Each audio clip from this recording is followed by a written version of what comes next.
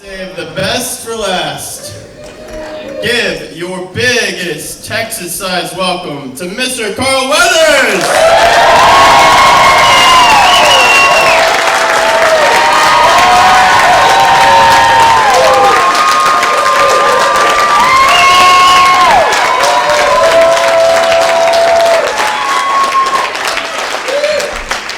Yikes! They're here for you, sir. There we go.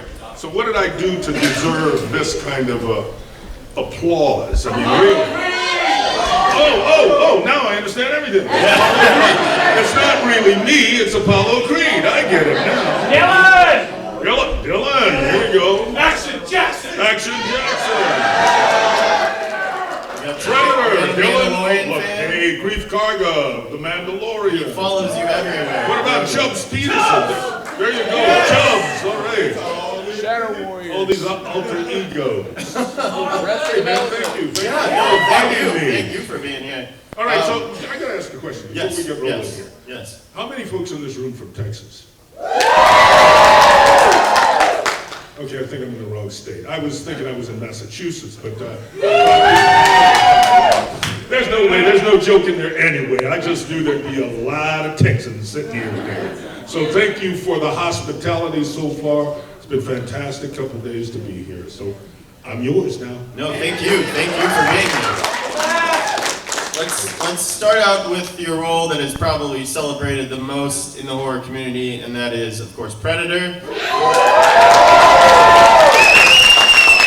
I had no idea that was a horror movie. It's a horror movie. I thought that movie was about guys who love each other. A military bromance. I didn't know it was a horror movie. That's a perfect. That's a perfect. There's a quote. It's a perfect segue into my question. What was you got? Arnold Schwarzenegger, Jesse Ventura, yourself, Bill Duke, Sonny Lim. What is the testosterone on that set like? You know, it was such a weak-ass bunch. And I had to supply the testosterone. I mean, you know, those guys wanted to play jacks, and I'm really dating myself now, because half the people in here don't even know what jacks are. Look, man, it was crazy just because when you get all those guys together, oh my God, in the jungle, in a beautiful city like Puerto Vallarta, because if you've been there, you know how beautiful that city is, right on the ocean, so we're having a good time by just being there. But then you get all these crazy guys with the hijinks and sweaty and don't have to worry about really smelling bad, because you smell as bad as the next guy out there, and dust all over the place and critters everywhere, and just doing what guys do, and they're together, grab acid and having a good time. That was it. Yeah. Is there any truth to the story that everybody would try and one-up each other on how early you would wake up to pump in the morning? There's more than truth, because I one-upped everyone. You did? No, it became this ridiculous thing with everybody trying to outdo the other guy, because, look, first of all, you notice that most of us are there without a lot of clothes on and that heat and everything, and so everybody's getting their guns, you know, to just be a little bigger and a little tighter, and man, it went on, and every day there was something that somebody on stage you're trying to upstage and make look bad and make fun of. But, you know, when it came to the bodies, everybody was in there throwing down and saying, I'm not going to be one up today. Yeah. Well, speaking of bodies and pumping, we have to talk about Rocky, of course. I think the thing that's incredible to me is, you know, we're about to be 9 movies in, 50 years. This franchise and legacy is gone, but if you take yourself back to the original Rocky, small movie, you and Burgess Meredith, so small that you had to share a cramped dressing room. No one had really heard of Stallone much. He writes this movie. He goes on to direct the other movies. It wins multiple Oscars. Could you even imagine from that first one that it would be, you know, and that Creed would live on in this kind of beautiful way with Michael B. Jordan? I mean, look, it's like being born and imagining at 1 year old at a certain age in your life, you're gonna be in a movie that does that. Right. Who can imagine that? No. So, you know, when I read the screenplay, I really wanted to do that movie. Yeah. And they didn't want me. They wanted an actor that was of some stature and some note, or they wanted a boxer who could act. Yeah. And I was an actor who'd done a lot of television and a few movies, but I didn't have any real stature at that time. And let's face it, I wasn't a boxer. Yeah. So I had to lie about one and beef myself up on the other, you know? So, in answer to your question, I don't think anybody, if they'd had a clue, and I'll give you a perfect example. Studios are about one thing, making money. They make movies, but they make movies to make money, okay? It is not like, oh, hey, we just love art, and we want to put a bunch of actors and a director out somewhere and give them a lot of money and let them go waste it. No, they want a return on their money. If they had even begun to think that Rocky would have the life it had, or even the first one do as well as it did, I guarantee you, the producers would not have had to cover the overage on the movie, because the movie was budgeted somewhere around $1 million. Okay, major motion picture, budgeted $1 million by United Artists. That wasn't just a fly-by-night company. So if they believed it was going to do, and these are people who do studies, before they make these investments, and figure out, well, what is the chance on our investment? If they had thought the first one was going to be that big, the producers wouldn't have had to put any money up of their own. The studio would have done it in a second. Why? Because the producers then wouldn't have got as big a percentage as they wound up getting, okay? So if they, the studio, didn't think so, why would any of us believe that it would do what it's done all these years later? I mean, that was 1976. A lot of people weren't even born in this room in 1976. Makes me feel really old that way. But, if you think about it, how could any of us have imagined that all these years later, people would still love those movies, love the original movie, that any of us would still be around and talking about it, unless we were talking like, God, I'm sorry I did that thing because it ruined my career. It did the opposite. It made us all. So who knows, man? Yeah. Think. And what's it been like for you?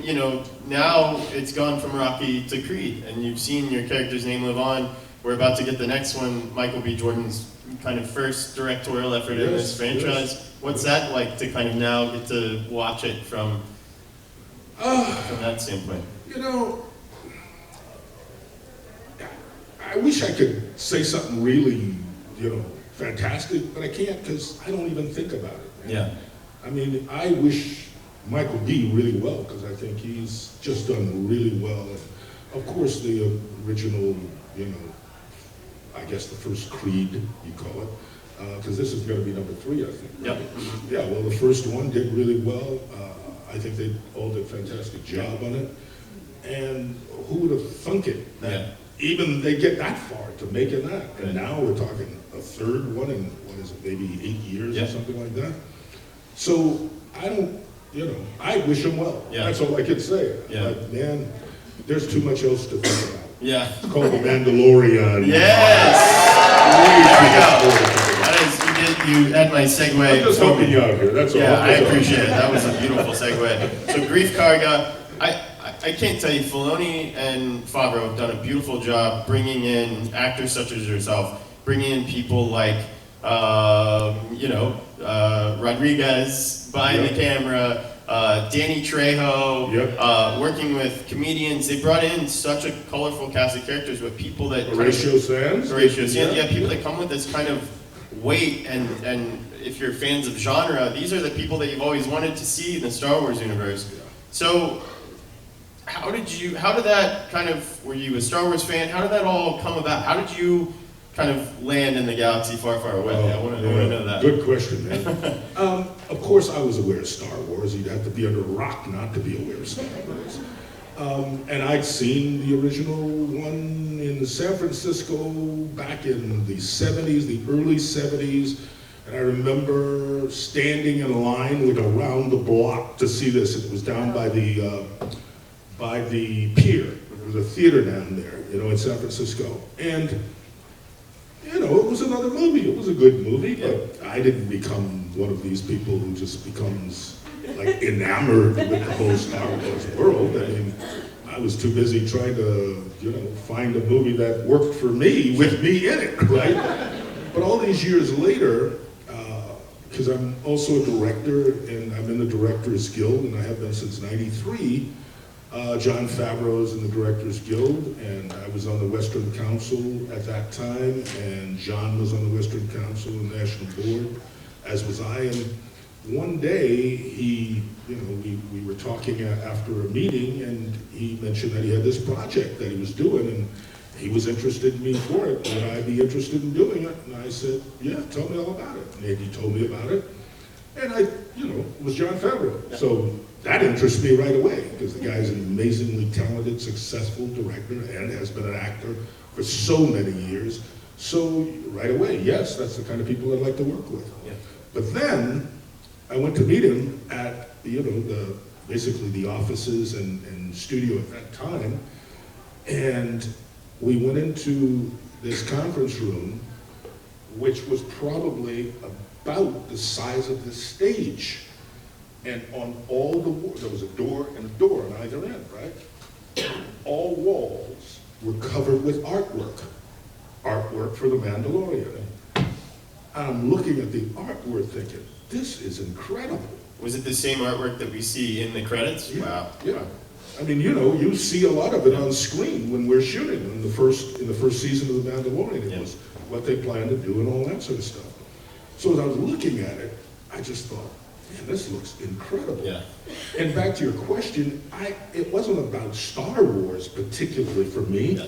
It was about a great project, Now, let's face it, if you're in something close that's basically under the Star Wars banner, you got a better chance than it not being under the Star Wars banner to succeed. So I'm not dumb. I may look it, but I'm really not. Okay? But I'm looking at this artwork and thinking, man, this looks really incredible. And John was telling me what he planned to do and all that sort of stuff. And a lot of people don't know this, but the original idea for my character was that I was going to be in this face thing. Like apparatus, yeah. Yeah, with all these, As many people in Star Wars are. Yeah. Exactly. I was going to be one of those characters. Now, okay, I want to work with John, and I want to work on this project because I think, and I read the script, and I think, okay, it's all great. And then I walk away, and I'm thinking to myself, and this is God's honest truth. I'm thinking, I've been around for a while in this business. If you get an actor who has a following and is well known, and people seem to like him, why would you cover up his face? You can't put Action Jackson in Star Wars It's and just cover up not his a good face. move. Yeah. Because I'm a fan like everybody else is. I want to see who I want to see. I mean, it would be like Robert De Niro in a monkey suit. It'd be like Robert De Niro playing a Jawa. Why? in Star Wars. You go, why? I want to see Robert De Niro. If it's back in the day, I want to see Sidney Poitier. I don't want to see him covered up, okay? Yeah. So I'm just thinking, all right? Like I said, not the smartest guy in the room, but I'm not the dumbest, okay? So I just go, okay. About 3 weeks after that meeting when we were really starting to get into things, John said to me one day, I'm thinking that maybe we're not going to put all that stuff on you. Swear to God. And I never talked to him about it. Somehow, in the cosmos, the idea came, that may not be the best move, We got something here, let's sell it. John said that, and you said, this is the way. Exactly. And luckily you didn't have to say, I'm not wearing that mask, I have spoken. So it was just, it was just amazing. And here we are, the third season later. And, Yeah. and by the way, I was supposed to basically only do one episode in the first one. Yeah. And here we are. Here we are.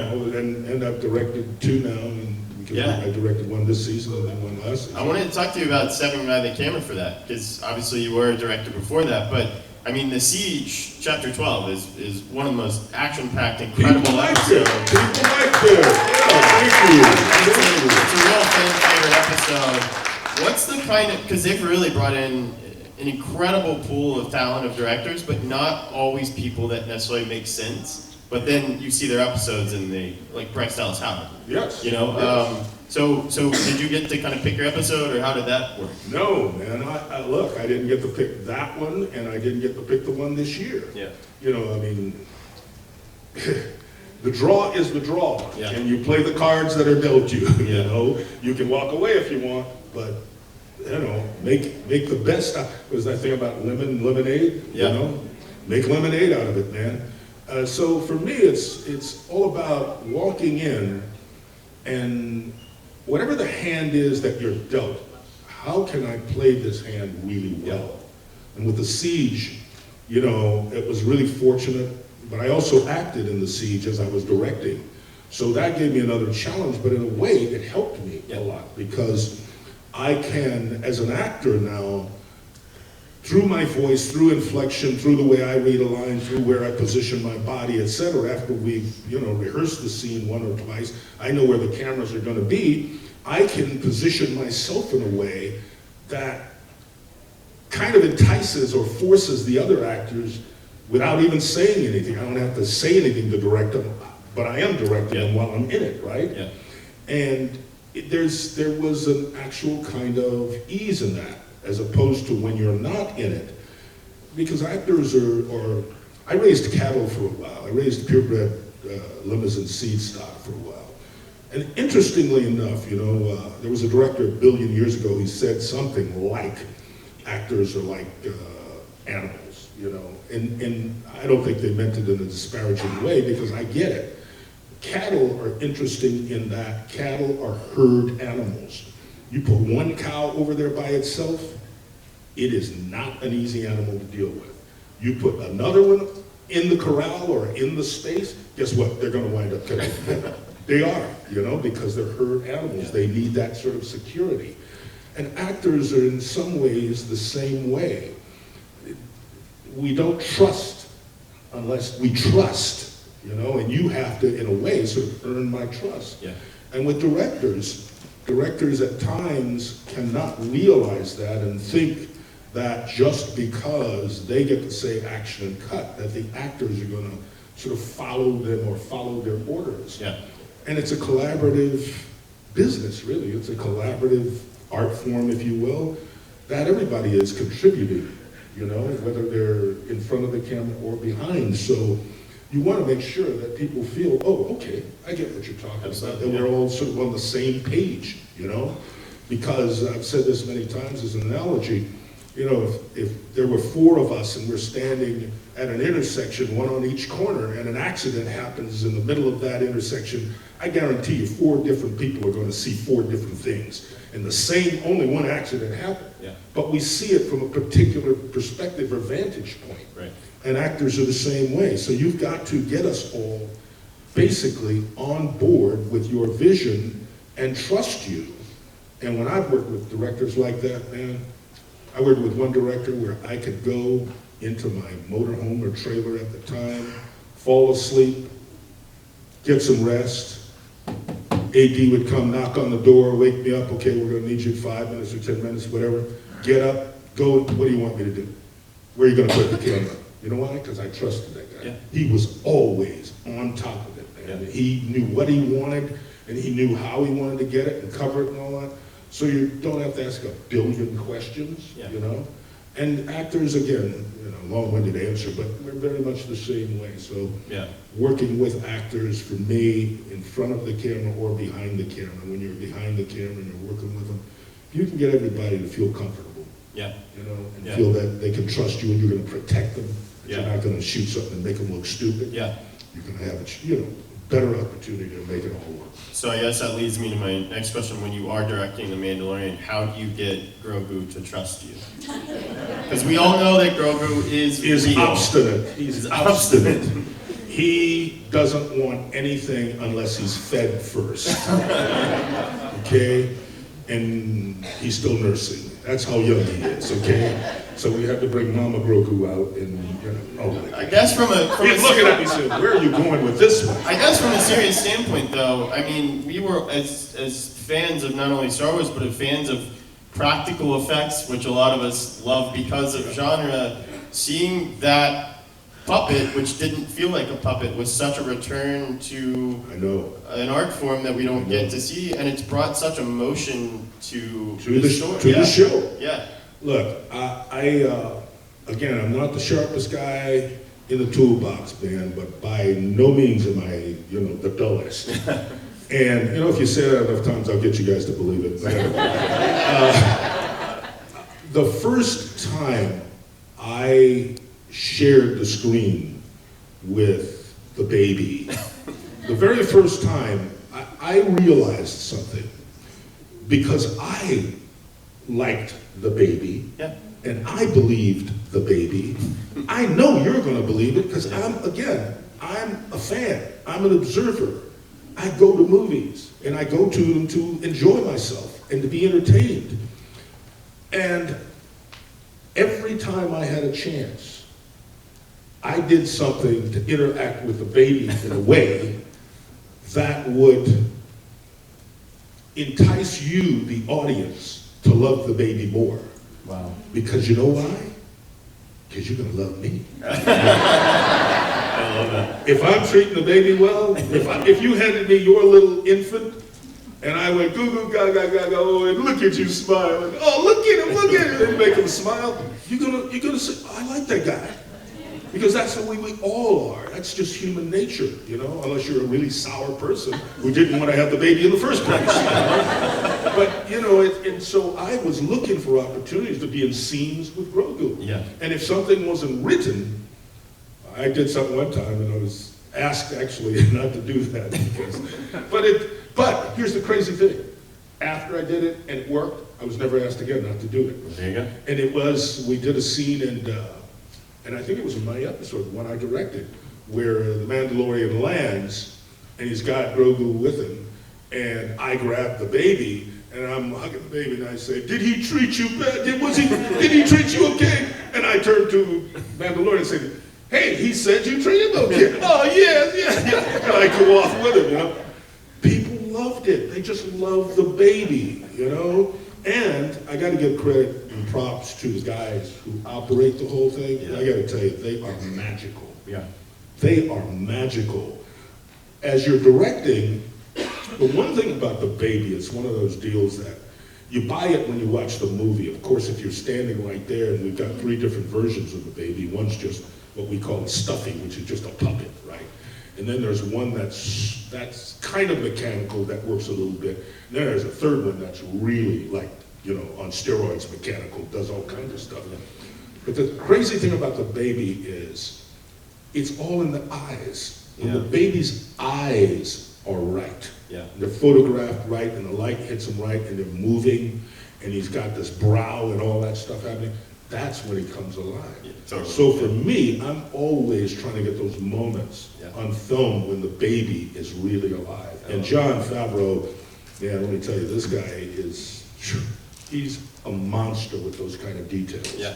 His eye is so keen. So I've learned so much from working with Jon about directing, but also about just certain things to watch out for. And the baby is one of them. That's our golden child. I love that. Yeah. I love that. All right, let's take it up to you guys. I know you got some great questions out there. Who wants to be first? There are no good questions, I can tell. No. We saw the same go first. Yes, sir. Yes. I really love you on Arrested Development. Thank you. Was it super intimidating to work with somebody like David Cross, like a county master, going in that realm, or was it you feel comfortable approaching it? No, it wasn't intimidating at all because they're all so welcoming, people who are really funny comedians, man, they have their own thing going. And more than anything, it's just trying to keep up with them. You know, and what I learned from working with those people was they all have very different personalities. And so if you can just not worry about or be concerned about what you're doing as opposed to reacting, acting is reacting anyway, but really paying attention to them, and when they're like out of their minds crazy and the behavior is goofy as hell, you just look at them like they're crazy because the audience is doing the same thing, right? And you translate that far more real than if you try to be funny. That's not my strong suit, man, as a comedian, but they are. And so all I'm trying to do is keep up with each one of them, you know? But David Cross, in particular, he's an odd dude. He is, and I mean that in the best way, you know? So we really worked well together, and I had a lot of scenes with him, in fact. So, you know, I was really fortunate, because there are others in there, man, that I don't know if I could ever keep up with. You know, somebody like Jeffrey Tambor, holy moly, man, that dude's a monster in terms of acting, you know? And he has such a particular style, you know, and Jessica Walters, another one. I mean, who would ever thought, I wouldn't have, you remember Jessica Walters from Play Misty for Me? Who would have thought that she would be working in a comedy half-hour show of that type? I would never have, because man, I just remember this dangerous woman, you know, who was like mad, you know, I mean, like crazy out of her mind. And she was brilliant in that, you know, and then of course the entire cast was fantastic. So just trying to keep up, man, and enjoy the ride, you know. Yeah. All right, right here, back here. How did you end up with Adam Sandler and Happy Gilmore? There's another keeping up to enjoy the ride, okay? Wow, that's a really good question. I'll try to be a little brief, but you know, the memories when you ask me that question. There was a great manager named Bernie Brostein. And Bernie Brostein was, man, he had a long history. Bernie Brostein had relatives who were basically on the Borscht Belt. So he's a guy who was around entertainment and comedy for a long time. Was very instrumental in Saturday Night Live in the beginning, and knew Lorne Michaels really well, which is how I wound up on Saturday Night Live, right, hosting that.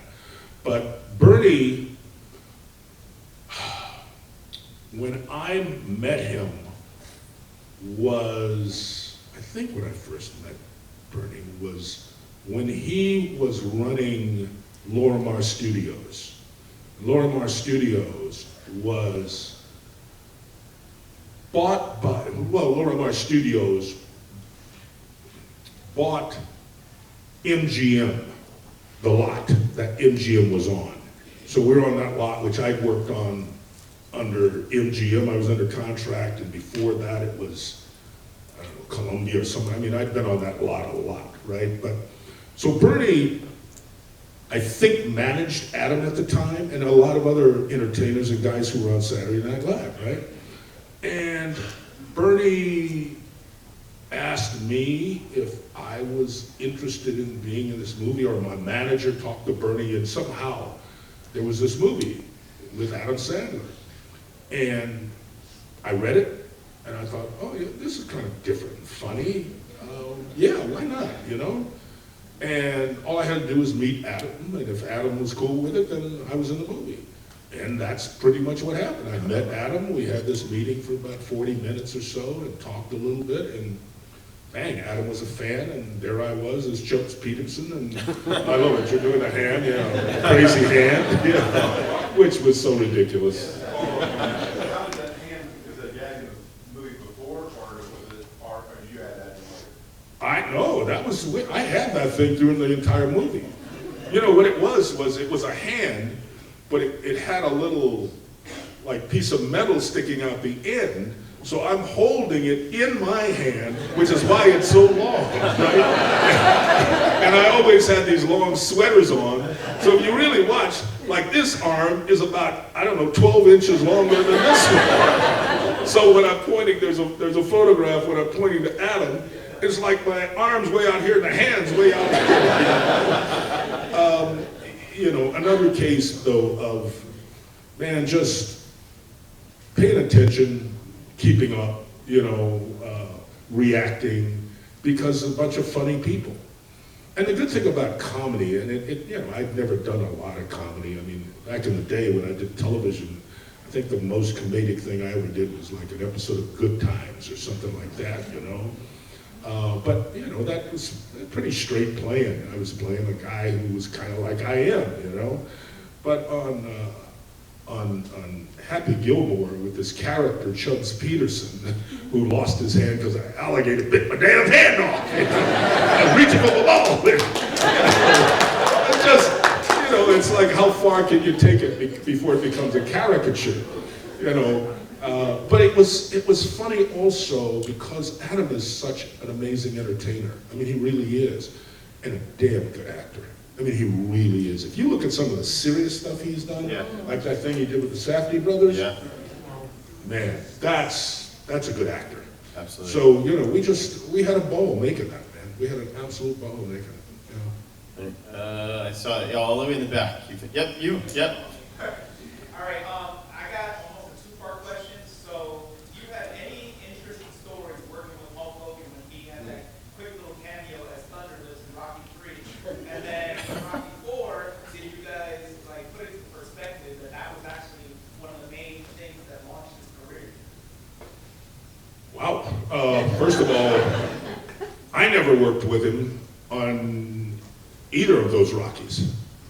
I never even knew he was there. He was shooting on different days, man, and you know, I'm not paying attention to stuff I don't need to pay attention to, you know, what other actors are doing or what other actors are coming in. It wasn't my responsibility, nor did I want that responsibility. I was being paid to be Apollo Creed, not to watch Thunderlips, you know.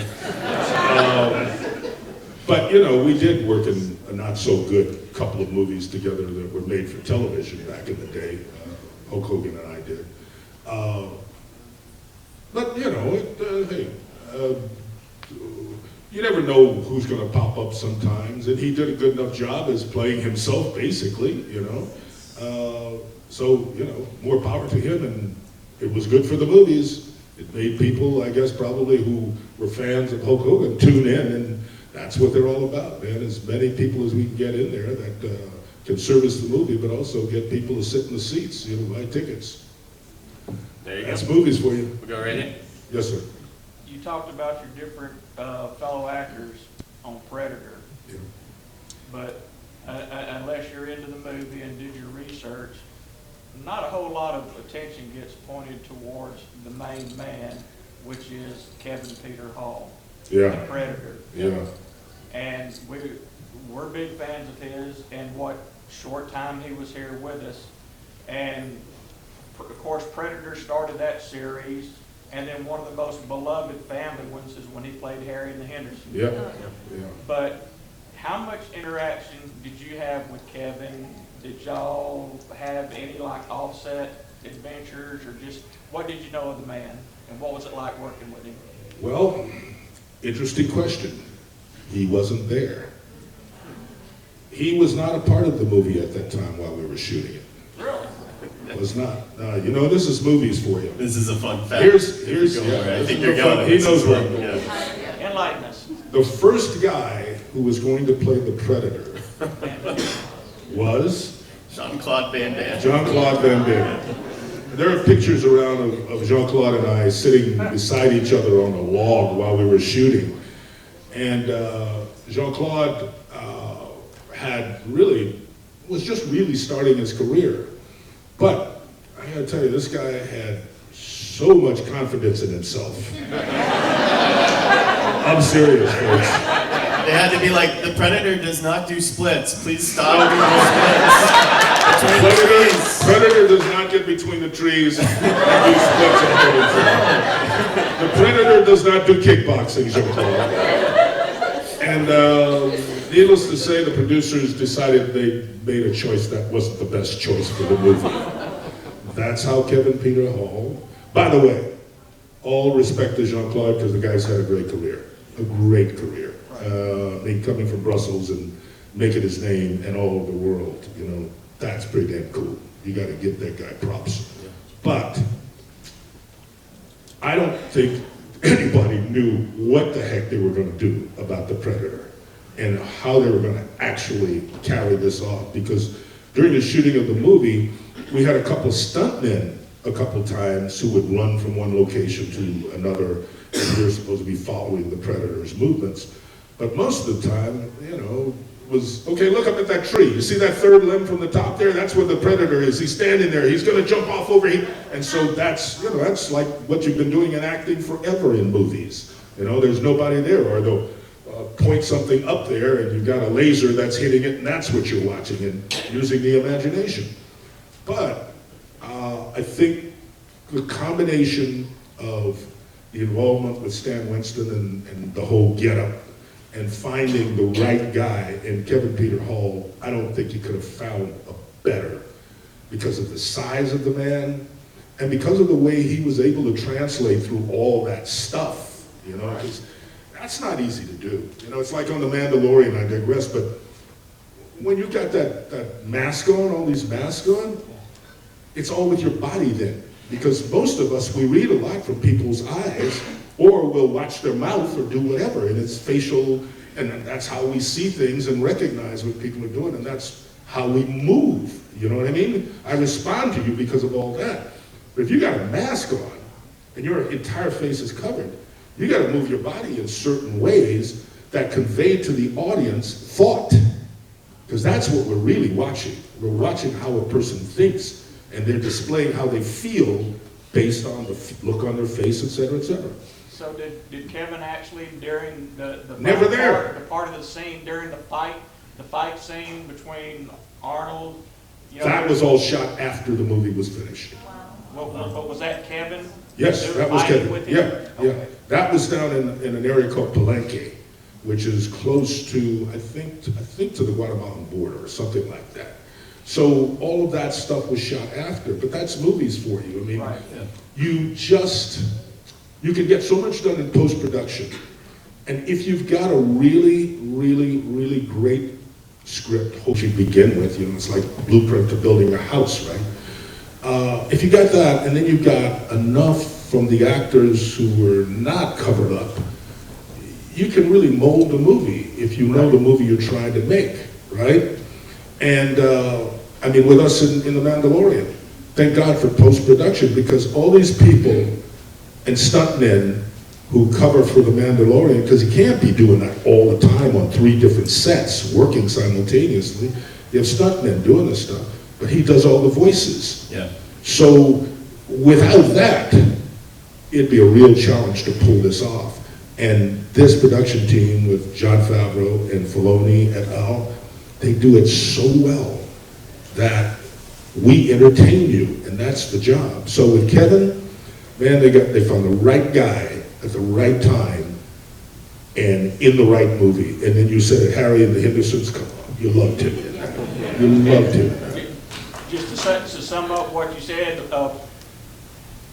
about how an actor, even though he's covered up, one thing that I always notice all the time whenever I watch it is that even though he's covered up, the way he squats, that he moves, all his physical, that's not human. That's an alien physical predator champion. But that's an actor. That's what we do. And if you watch Harry and the Hendersons enough, you can see just a hint of those mannerisms that he's carrying. Absolutely, keep it alive for him. But you know, you love the character. That's the thing. But that's, you know, that's the actor. The actor, I mean, what we do is we're pretending. You know, when you were a kid, you pretended. Whether it was cowboys, or whether it was a space alien, or whether it was the crazy guy with the axe hacking everybody up, or whatever it is, you know, and you're the kid. The kids know how to do it so well. They don't have all these filters, man. They just jump right in there and they behave. And as an actor, if we can really get that done, then we can sell to you just about anything. So that behavior becomes in. And Kevin Peter Hall, you're right, we lost the guy way too soon. But You ain't a lot of 7'2" actors running around the street, you know. We lucked out with him. Yeah, Thanks for the absolutely. question. Yeah, thank you. Let's go one over here. Yeah, right here. Yes, did you get a chance to select Danity for your movie? Oh, wow, that's an interesting question. Did you hear me ask me if I got a chance to select Vanity? Well, how can I put this? The producer, Joe Silver, asked for my approval. I met her and said, yeah, man. She doesn't look half bad, yeah, man. Yeah, she was lovely. She was absolutely lovely, and a real trooper, and jumped in there and wanted to do a great job. And I mean, it was a great cast of people. You know, we were, you know, with Craig and what's her name? It's gone blank here. Sharon Stone. Sharon Stone. Good Lord, I went blank for a second. Yeah, with Craig T and Sharon Stone. I mean, we lucked out. We had some really good people, and then Joe Silver, who's mega producer, produced so many great movies, including Predator and Matrix and God knows what else. Joe's had his fingers in so much. And before him, with Larry Gordon, who's ran a studio and was one of the producers on Predator also. I mean, I've been fortunate to be around some really, really successful and really talented people. Yeah. Back here. All the way back here. Yeah. Yep. Hi. One of my favorite movies that you made was the Defiant Ones with Robert Durant. Yeah. And I wanted to ask, were you influenced at all with the original Sidney Poitier movie? That influenced your acting at all? Come on, that's such a loaded question. Of course I was. When I was a kid, I wanted to be Sidney Poitier, and still do in many ways. He was an amazing influence on me as a kid growing up. I loved movies. I mean, I don't know about you guys, but as a kid, for me, on a Saturday, there was nothing. I mean, they don't do it anymore. They don't have it anymore, but you'd go to a movie, man, and sit there for half the day, because you'd have 2 features and cartoons and a newsreel, and for, I don't know, 25 cents you got all that, and then you could have a dime maybe and eat more stuff than the law would allow, you know? And so to sit in one of those big theaters and in the dark and watch this magic, for me, was just amazing. And Poitier, I just remember so well everything from Lilies of the Field to Asphalt Jungle to Defiant Ones, all those wonderful early movies. And the Defiant Ones in particular was something I just dreamed of remaking since I was a young kid. And I was fortunate, as I said, I was under contract to Columbia at the time, and went to them and said, I'd like to, you know, do a remake of that. And at the same time, Robert Urich had offices just down the hall from mine, because he was under contract to them also. And I went to Robert and said, you know, what do you think about this? You know, because I thought, I mean, Robert was a huge TV star, right? And he said, yeah, if we can get him to do it, that'd be a great idea. We went to the studio and they went, I don't know if anybody wants to do that. But they took us to the network, and basically we walk in chained together. They bought the damn thing on the pitch. They bought it, you know, and we made it, and, you know, people seem to like it. And it's one of those crazy things that the only regret I had in the whole thing was I never went to Mr. Poitier and actually asked for his blessing. I was just naive at the time, and after I'd spent time with him over the years, you know, several times together, and even talked to him about a book I wanted to option, and blah, blah, blah, blah, blah. He was so generous. I mean, always unbelievably generous, and everybody I've ever met said that about him, you know.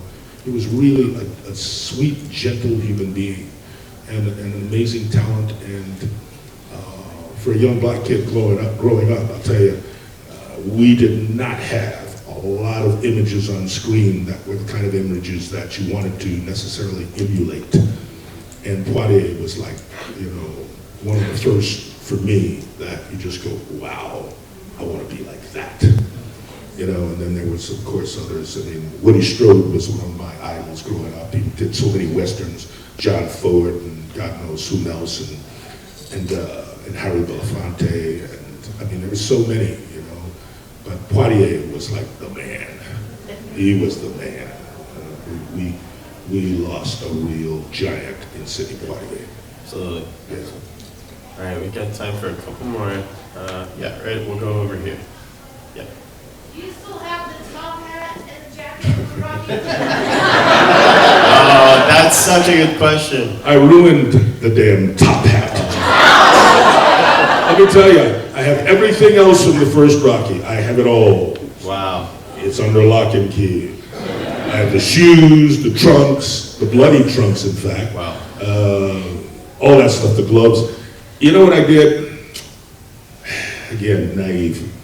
The hat was about that deep, right? I had this table in the living room. I put the hat on the flat part and put a giant fern in it. It wasn't smart because you water the fern, the hat rotted out. I gotta tell you, if I was a crybaby, I'd cried when I realized it, because we're talking about collector's items, you know? Yeah. And I don't keep a lot of stuff. Question back, I don't want to know. It's too late now. It's too late. You really don't want to find You out what brought the happened. memory back and you ruined my day. Thank you very much. And you really don't want to find out what happened to the robot then. Oh my God, yeah. He's been edited out. Yes. We'll go over here. Yeah. I gotta ask, do you have a favorite type of stew? Oh. Help me out here, somebody. Wow, hey, yeah, I do. Delicious. I need a delicious stew, man. This lady here, she's been raising her hand several times. Come on. Hi. Now she's like in shock. Wait a minute. You called on me. You called on me. I didn't study for the test. I was pretending. Okay, I love your mask because I wear one too, but you got to really, just for the moment, so we can understand. So since movies bring people back all the time, would you play Apollo Creed again if you had like the great backstory? Oh, darling, I love you. I love you. I wish I could. That was a long time ago. To get in that ring and do what I did then, which is 1976, count the year. I mean, I'm happy to be able to walk without a limp. Tyson came back and did it. Who? Tyson came back and did it. Get out of here. Who's caring about Tyson? We don't care about Tyson, right? We don't care about Tyson. Did you see Tyson when he sat in that seat behind that guy and that guy got in his face? Huh? Man, Tyson came back. Tyson's not in that ring for all those rounds anymore. You notice that? That's what happens when you mention Tyson to Apollo Creed. There you go. There you go. That's right. There you go. No, you know, I just finished the answer. I would love to, but the truth of the matter is, it would be, at this point in my life, to get into that ring, I'd have to be crazy. No, if I could, you know what? Let me sit behind a desk and be Apollo Creed. Okay? Let me make a deal. I'll do that. But I don't want to get in the ring anymore. No, thank you. Yeah, right here. Yeah. All the question on the Happy Gilmore. What's up with the alligator? That alligator not have an eye, but and also like for the whole movie things, like did you get anything hits on anybody when you were with the Raider? Wait a minute. I missed the second part about the Raider thing. For the whole movies, like the 25-day movies, like did you get any big hits on anybody when you were with the Raider? Oh, of course. That was my job, man. I was a linebacker. Okay? Can you name any like big names? Well, I can name the fact that he was a rookie and he laid out on the turf for about 15 minutes. I thought he was dead. No, I mean, you know, it was on the kickoff. That was my job, to take out the kicker. Yeah. He was a young guy. Don't go reaching for the tee, man. Wait until they get past you. You reaching for the tee. Good night. No, and I'll tell you what. I got run over by a few of them. One of them being Larry Zonka. I mean, run over, man. Ugh. Played in Miami, and that was a load, brother. That was a load. That dude, there's something people don't realize unless you really, are a football aficionado. That dude probably had easily 30-inch thighs. And his uncle was big, man. He's like 6'4". I mean, that dude was big. And man, I bounced off him like there was, he was swatting a fly. It was just ridiculous. So it was, it was interesting. I got some licks on some guys, but you wait till they turn their head and then you hit them. I played for the Raiders, so that's what you do when you're a Raider. We have time for maybe 2 more. Yes, ma'am, right here. Yeah.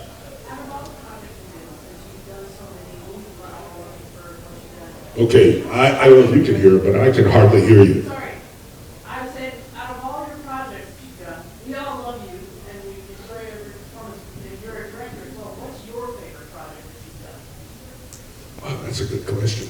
My favorite. Well, what did you enjoy doing? What was the Oh, there you go. I really love directing. I really do. And I feel there's so much for me to learn still. Even though I've been directing since '93 and have done a lot of shows, a lot of TV shows, and done my own stuff, and done stuff for the military, There's something about storytelling that just is truly enjoyable. When you can, it's like great writing in its own way. Writers have something to say. They want to tell you something. They want to convey something. They want to elicit emotions, solicit emotions. They want to make you feel something. And movies, for me, are the same thing. It's visual writing, So telling stories, I love. And doing it as a director and a producer, and working with all these various departments and the talent is just such a charge, So that's where the juice is for me. I love acting. I've done it as a professional. Next year will be 50 years, right? It's been a long time. And I was a theater major. And I did plays when I was in grade school, in junior high. So I've been in that all my life, and then there's been athletics. But nothing like directing that's a whole other charge. So that for me is, if there is a future, that's the future. Thank you. We're excited to see you direct so much more and direct another episode this next season. You got another episode of The Mandalorian that I directed. So. Yeah, we're so excited. I saw a tiny hand go up. Let's end on this tiny hand. Tiny hand. Hi. What was your favorite scene in Mandalorian? My favorite scene in The Mandalorian. That's a tough question because there were so many good scenes in The Mandalorian. Honestly, I can't think of one that was my favorite because I do my best in everything I'm in, always. And in front of the camera, there's so many challenges when you're in front of the camera, and you don't have control over a lot of things. So at the end of the day, you rely on so many other people, to finish the scenes and to do post-production on the scenes, which is sound and editing and scoring it. And so there's so much. It might have been in the first episode, in the first season, on some stuff I was in with German director. Werner Herzog? Werner. Yeah. With Werner Herzog. And part of the reason is I had such appreciation for Werner Herzog's career and who he was and how he was. Such an interesting man. A really interesting man. And I mean that in the most confirming and affirmative way of another talented person, and like actors I've been around, who've been around for a while and done a lot of different stuff, you could just sit there and listen to him talk about things and learn stuff, So being around him And then the scenes I was with him in particular really gave me a charge. So if you want to go back and look at that stuff that he's in and watch him, he had a particular way of moving that was, to me, just mesmerizing. You know, because with acting, your entire body is involved. And if you can do things in a way that convey something just in the movement, then wow, man. You know, and Werner, the way he walked, and he just had this way that was odd, but really beautiful in its own way. Because it was Werner, you know, it was him. So those would be the scenes, I think. Maybe there's something I'm just forgetting, but thank you for that question. Now it's your dad's responsibility to take you home and make And one yes, of Werner bring Herzog it back. movies. Yes. Oh, by the way, you may be a little young to watch a lot of Werner Herzog movies because they're crazy. They are crazy. You could start with his documentary on volcanoes. That's See, there we go. No. How about the one with the guy with the bears? Yeah. Well, See what I mean? What did I say? Maybe turn it off before the end. Be careful. It's a happy ending, and the bears and the humans all live Be careful with Werner. But even in Fitzcarraldo, the madness, the sheer madness. You know, I mean, like Werner, man, he goes out there. He goes out on a limb, but this guy is unbelievably talented. He is a monster of a man. He really is. You know? I would like to see one of those. the baby. Oh yeah, with that accent. Yes. Well, Mr. Weathers, this was an absolute pleasure and an honor. Thank you. Thank you so much. Thank you.